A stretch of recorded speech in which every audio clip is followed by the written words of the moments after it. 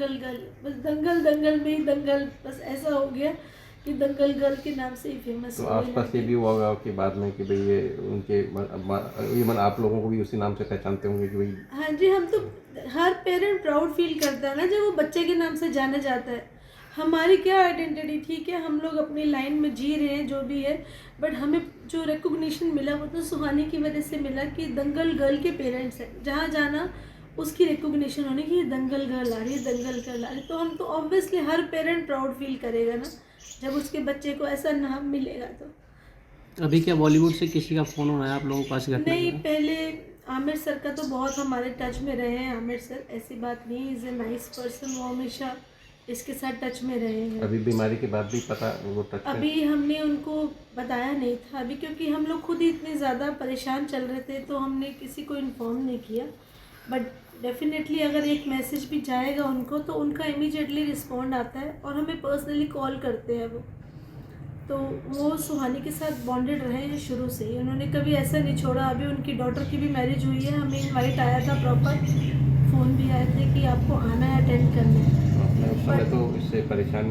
तो हम जा नहीं पाए थे at that time. She was having fracture हुआ था इसको, तो अभी फ्रैक्चर रिमूव ही हुआ था, तो हमें अभी ट्रैवल करना नहीं था, तो हम नहीं जा पाए थे। अच्छा, तो मैम इस बीच क्या और कोई प्रोजेक्ट किया इसने दंगल के बाद में? नहीं, दंगल के बाद उसने कुछ किया नहीं, थोड़ी बहुत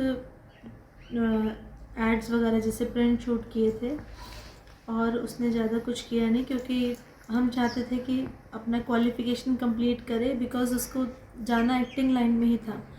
तो उसने बोला कि मम्मा मैं भी यही चाहती हूँ कि मैं अपनी ग्रेजुएशन कंप्लीट करके अपना फिर जाऊँगी उस लाइन में, ताकि थोड़ा सा और मेरा अच्छा हो जाएगा। तो हमने भी कहा ठीक है। तो उसके बाद वो अपना रेगुलर स्कूलिंग करी, फिर कॉलेज में गई अपना, और कॉलेज में भी बहुत अच्छा परफॉर्म कर रही थी।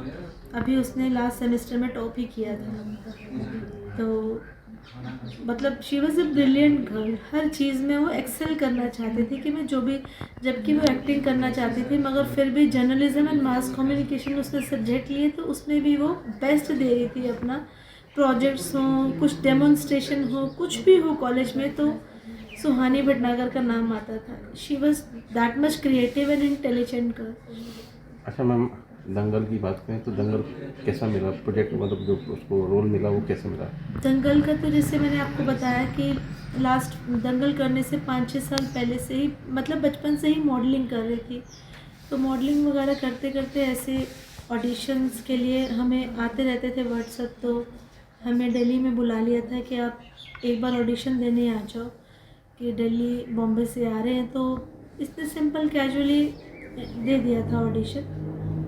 तो बस उसके बाद दंगल के लिए 21,000 गर्ल्स उन्होंने शॉर्ट लिस्ट की थी, जिसमें 2 लड़कियां इन्होंने फाइनल की थी जूनियर रोल, जो गीता बबीता के लिए, and she was one of them. तो ऐसे इसका यहाँ से ऑडिशन क्लियर हुआ, फिर आमिर खान ने पर्सनली बुलाया बॉम्बे, फिर इसका इंटरव्यू वहाँ पर उन्होंने उनके साथ इसका हुआ ऑडिशन, तो बस that way she got selected. तो अभी क्या उसका, जब वो ठीक थी तो क्या चाहती थी, क्या करना चाहती थी आगे? बस कि मुझे एक्टिंग करनी है मम्मा, ये तो मेरा बचपन से ही पैशन है। और कोई उसने क्लासेस नहीं ली थी, ना ही हम लोग तो इंजीनियर्स हैं दोनों, हमारे तो कोई बैकग्राउंड भी ऐसी नहीं थी। बट कहते हैं she was born to be star. लेकिन आपका सपोर्ट पूरा था? हमारा सपोर्ट बिल्कुल था, क्योंकि हम चाहते थे जो हमारा बच्चा करना चाहता है वो करे, फुल्ली करे उसको अच्छे से। तो हम सिर्फ उसको सपोर्ट ही कर रहे थे, बाकी टैलेंट तो उसका अपना ही था, इसमें हमारा कोई भी रोल नहीं था। कैमरा फ्रेंडली, वो शुरू से बचपन से ही कैमरा फ्रेंडली, उसको शुरू से ही कैमरे के आगे बचपन से ही अपना एक्टिंग करने का बहुत ज़्यादा शौक़ था, घर में भी करती रहती थी। तो आप लोग एनकरेज करते थे? बस क्योंकि हमने बोला जो चीज़ बच्चे को अच्छी लग रही है वो उसको करनी चाहिए। और as far as academically she was so good, तो हमने फुल सपोर्ट दिया कि ठीक है कि जो भी करना चाह रही है, मॉडलिंग करना चाह रही है, कोई बात नहीं, पढ़ाई में तो अच्छी है ना बच्ची। तो उसने दोनों तरफ से हम लोगों को सेटिस्फाई कर रखा था कि नहीं, मेरे लिए दोनों चीज़ें इम्पोर्टेंट है। एंड स्कूल भी उसके लिए एक तरीके से प्राउड ही फील करता है कि स्कूल में भी उसने नाम कमाया काफ़ी, कि 6 महीने दंगल की वजह से स्कूल से लीव पे थी, बट 6 महीने के किस स्टैंडर्ड में थी इस समय? She was in 6th standard, DPS Mathura road से पढ़ी है वो। 6 महीने स्कूल से ब्रेक लिया था, स्कूल वालों ने अप्रूव किया था। उसके बाद जब इसने ज्वाइन किया तो 92.3% इसकी 6th में आई थी। सिर्फ 6 मंथ्स पढ़ के ही फाइनल एग्ज़ाम्स दिए थे इसने। तो स्कूल भी बहुत प्राउड फील करता था इसके ऊपर। बट एनीवेज, हर एक को कहते हैं ना अपना बच्चा तो बहुत अच्छा लगता है ये वो, बट मेरा बच्चा वाकई हमें बहुत प्राउड फील करा के गया। ये उसका प्राउड है जो आज आप लोग आए हो इंटरव्यू लेने के लिए, नहीं तो हमें कौन पूछता है, आप कौन पूछता है सुहानी को। ये उसी की सारी चीज़ें जो आज लोग हमारे पास आ रहे हैं उसके बारे में पूछने की। सर सुहानी के बारे में पता लगा, बड़ा अनफॉर्चुनेट रहा। क्या हुआ था इसको? सुहानी को 2 महीने पहले हाथ में लेफ्ट हैंड में स्वेलिंग शुरू हो गई थी। तो काफ़ी डॉक्टर्स वगैरह को दिखाया हमने, यहाँ पे डर्मेटोलॉजिस्ट को दिखाया, हॉस्पिटल्स में दिखाया, एक्सरे वगैरह, अल्ट्रासाउंड, MRI करवाई, क्या प्रॉब्लम है, कुछ किसी को डायग्नोज नहीं हो पा रहा था। फिर एम्स में लेकर गए उसको, एम्स में डायग्नोज किया उन्होंने डर्मेटोमायोसाइटिस जुवेनाइल, क्योंकि वो 19 साल की है। तो जब ये डायग्नोज किया फिर उसके साथ साथ उसको स्टेरॉइड्स वगैरह दिए, उसको ट्रीटमेंट वगैरह दिया। अगर बताएं कि बीमारी है क्या ये एग्जैक्टली? ये डर्मेटोमायोसाइटिस मसल्स की ऑटो इम्यून है, जो आपकी जो मसल्स है वो इन्फ्लेमेशन करना शुरू कर देती है। मसल में इन्फ्लेमेशन आती है, सूजन आ जाती है, मसल स्वेल करना शुरू कर देती है, और जैसे जैसे मसल स्वेल करती रहती है आपकी बॉडी में भी स्वेलिंग आती रहती है। जैसे उसके हाथ में स्वेलिंग स्टार्ट हुई, एक हाथ में, फिर दूसरे हाथ में स्वेलिंग स्टार्ट हुई, ऐसे करके बॉडी में इन्फ्लेमेशन आ गया पूरी बॉडी में। फिर उसमें धीरे धीरे उसके अंदर स्टेमिना ख़त्म हो जाता है, उसके अंदर स्ट्रेंथ ख़त्म हो जाती है, उसके अंदर बॉडी एक शुरू हो जाता है, धीरे धीरे करके ये सारे सिम्टम्स आते हैं। तो ये डर्मेटोमायोसाइटिस डायग्नोज करने के बाद उसका जो ट्रीटमेंट है, स्टेरॉइड्स वगैरह, एम्स में जब उसको एडमिट कराया तो उन्होंने ये ट्रीटमेंट शुरू किया। ट्रीटमेंट के बाद फिर बहुत ज़्यादा धीरे धीरे इसकी रिकवरी होती है, स्टेरॉइड्स की इमीडिएटली नहीं होती, इसको महीने लग जाते हैं ठीक होने में। लेकिन उसको थोड़ा सा उसको जो स्टेरॉइड्स दिए वो इम्यूनिटी सप्रेंट्स होते हैं, जिससे इम्यूनिटी बहुत कम हो जाती है और उससे इन्फेक्शन होने के चांसेस ज़्यादा बढ़ जाते हैं। तो वो चीज़ थोड़ी सी इन्फेक्शन उसको कैच कर गया हॉस्पिटल में, और वो इन्फेक्शन की वजह से उसके और जो मेडिसिन उसको दिए, फ्लूइड वगैरह, और वो सब सारी मसल्स के थ्रू वो पानी बॉडी में जाने लग गया, जिसकी वजह से उसका फ्लूइड पूरा बॉडी में फ्लूइड हो गया, लंग्स में भी फ्लूइड हो गया, और उसके बाद उसके लंग्स कोलैप्स करने लगे, और लंग्स कोलैप्स करे और फिर रेस्पिरेशन नहीं हुआ, उसका ऑक्सीजन लेवल बहुत कम हो गया था। वेंटिलेटर पे डाल रखा था, मगर वेंटिलेटर पे डालने के बाद भी उसका ऑक्सीजन बहुत कम था।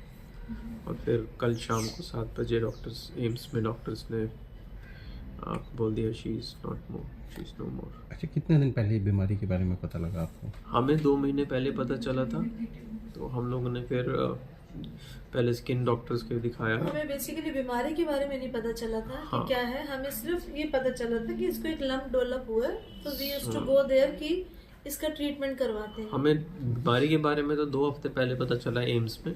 उससे पहले तो हम लोग को यही नहीं पता था कि क्या प्रॉब्लम है। एक हाथ में स्वेलिंग आ गई है, तो हमें लगा कि क्या प्रॉब्लम है, देखते हैं, डॉक्टर से मिलते हैं, क्या बताते हैं वो। तो पहले यानी कि पता ही नहीं लगा? कितने पहले डॉक्टर्स ने पता किया तो उन्होंने सेलुलाइटिस बोला, कुछ ने टेस्ट करे तो सेलुलाइटिस के बारे में कहने लगे, सेलुलाइटिस के एंटीबायोटिक्स दिए। सेलुलाइटिस नहीं था वो एग्जैक्टली, उसके फिर कुछ रिएक्शंस वगैरह हो गए बीच में, फिर उसको कोल्ड कफ शुरू हो गया। उस तरीके से फिर उसकी हालत थोड़ी बिगड़ती गई।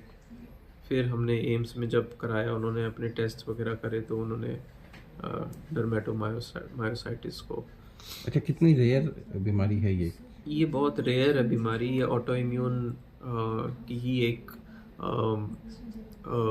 तरीके का ऑटो इम्यून है जो मसल्स को अफेक्ट करता है, और ये बहुत रेयर है। डर्मेटोमायोसाइटिस इस लेवल का, जो डॉक्टर से मेरी बात हुई थी तो बता रहे थे कि 5 वर्ल्ड वाइड 5-6 केसेस हैं, और कुछ की रिकवरी हो गई, कुछ की नहीं भी हो पाई, बट ये बहुत रेयर है और बहुत बहुत रिस्की और डेंजरस है बच्चों के लिए तो खासकर लंग्स को अफेक्ट कितने करता दिन है। में पता लगा, मतलब कब इसके सिम्टम्स आए और पूरा ड्यूरेशन क्या रहा उसकी लाइफ का? जो सिम्टम्स आए 2 महीने पहले, और जब हमें पता चला वो एक 10 दिन पहले कि ये बीमारी है, और विद इन 10 डेज़ उसकी जो हेल्थ थी वो इतनी डेट्रोइट हो गई कि वेंटिलेटर पे डाल के आईसीयू में उसको 4 दिन आईसीयू में रही हो, और उसके बाद वहाँ पर उसके लंग्स वगैरह फेल हो गया और उसका फ्लूइड वगैरह, लंग्स में फ्लूइड पानी चला गया, और तो किसी उसकी स्तर वजह से पर डॉक्टर्स की लापरवाही रही क्या कहीं डायग्नोज होने में, या जब तक एम्स नहीं गए थे तब उस लेवल पर? नहीं, डॉक्टर्स की लापरवाही, एम्स से जाने से पहले तो किसी को कुछ पता नहीं चल रहा था। जो उन्होंने टेस्ट किए उसके हिसाब से, जो उन्होंने सोचा उसके हिसाब से मेडिसिन्स दिए, हम लोग ने वो ट्रीटमेंट किया, बट वो एक्चुअल में बीमारी थी नहीं। एम्स में जाने के बाद ही बीमारी मिली। तो एम्स में उन्होंने ट्रीटमेंट अपने हिसाब से किया, मगर अब कुछ ऐसी चीज़ें होती हैं जो हॉस्पिटल्स के हाथ में भी नहीं होती हैं। हॉस्पिटल्स एक्वायर्ड इन्फेक्शंस ये मोस्टली आईसीयूज़ में हो जाते हैं जब आप इम्यूनोसप्रेंट्स देते हो बच्चे को, स्टीरॉइड्स वगैरह, या किसी भी पेशेंट को देते हो, तो इम्यूनिटी लो हो जाती है, और उस केस में जो भी पेशेंट होता है आईसीयू में, उसको इन्फेक्शन कैच करने के चांसेस 100 टाइम्स बढ़ जाते हैं। तो ये कह सकते हो कि हॉस्पिटल का एक इन्फेक्शन था, या ये कह सकते हो कि ये एक नॉर्मल चीज़ है जो हॉस्पिटल्स में हो जाती है पेशेंट्स को। बट वो क्या उसको वो ट्रीट करके और ठीक कर सकते थे, अब ये मैं कह नहीं सकता, मैं उतना टेक्निकल डॉक्टर नहीं हूँ। उन्होंने अपना बेस्ट ही किया होगा, आईसीयू में थी वो, होपफुली उन्होंने अपना बेस्ट किया, मगर जो किस्मत में लिखा होता है वही होता है। इससे पहले यहाँ कहाँ कहाँ का इलाज मिला? यहाँ पर डर्मेटोलॉजिस्ट को दिखाया था, अमृता हॉस्पिटल। हमें तो लगा स्किन की प्रॉब्लम हो रही है, स्वेलिंग आ गई है, कुछ स्किन में कुछ काट गया, कुछ क्या हुआ हो सकता है। ऐसा हुआ था, उसके बाद वो स्प्रेड कर दिया बाकी में पूरी। तो बाकी पेशेंट्स में भी इतनी जल्दी ये होता है क्या? इसके केसेस अलग अलग इम्यूनिटी सिस्टम होती है हर किसी की, उसके बेसिस पे होता है। हर किसी का केस अलग होता है, किसी के साथ एक जैसी चीज़ नहीं होती। आप देखोगे तो उनको थोड़ा लेट मालूम चला, या जो उसका ट्रीटमेंट शुरू हुआ वो इतना स्लो है कि जब तक बाकी की और चीज़ें हुई तब तक वो उसको रिकवर नहीं कर पाए। ये तो आई थी हाथ पे स्वेलिंग जो आई थी, रेडनेस जो आई थी, 2 महीने पहले शुरू हुई। डॉक्टर डॉक्टर्स ऐसा कुछ नहीं कहते कि किसी मेडिसिन का रिएक्शन हो। ये पहले कम होते थे, अब आज की डेट में 1 साल में 10 लाख केसेस हॉस्पिटल्स में ही आ रहे हैं ऑटो इम्यून के। किसी को कोई ऑटो इम्यून के अलग अलग है, किसी को न्यूरोलॉजी का होता है, किसी को मसल्स का होता है, किसी को यूट्रस का होता है, किसी को लीवर का हो जाता है, किसी को